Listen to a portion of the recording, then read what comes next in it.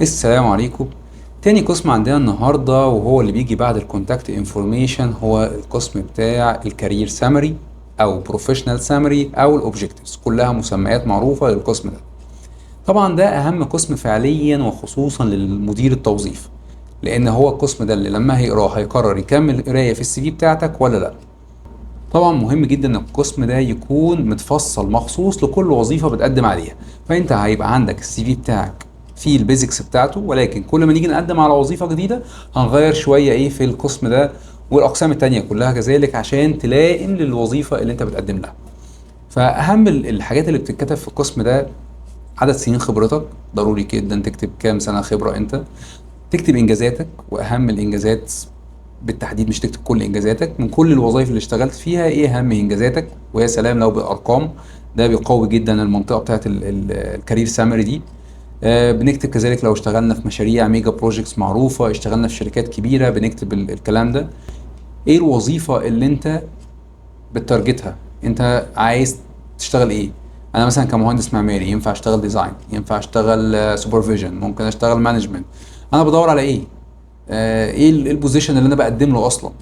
فالمنطقه دي هتبقى بتتغير على حسب كل وظيفه انت بتقدم لها. فانت مثلا لو بتدور على بروجكت اركتكت مثلا غير لو بتدور على بروجكت مانجر، سايت سوبرفيجن، هتبدا تعدل المنطقه بتاعت السطرين اللي مكتوب فيهم انت سيكينج لانهي بوزيشن وايه المجال اللي انت حابب تشتغل فيه.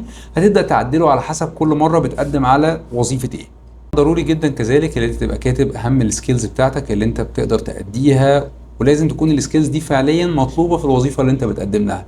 فدي كمان جزئيه هتكون فليكسبل عندك على حسب الوظيفه اللي انت بتقدم لها، ايه السكيلز اللي هم طالبينها وايه الوظيفه، وتبدا تعدل شويه في كلمتين في الجزء بتاع الكارير سامري عشان يناسب الوظيفه اللي انت بتقدم لها. وده هيفرق كتير كتير كتير جدا معاك في ان السي في بتاعك يعدي من نظام الاي تي اس وبعدين يوصل لمدير التوظيف اللي هيقراه ويقدر بعد كده يوصله للفريق المختص بان هو يكمل الانترفيو معاك.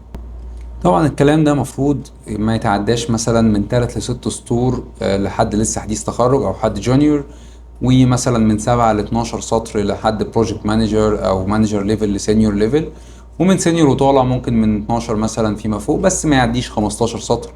والافرج خلينا نقول اللي هو من 8 ل 10 لحد خبرة يعني. فده الافرج بتاعنا.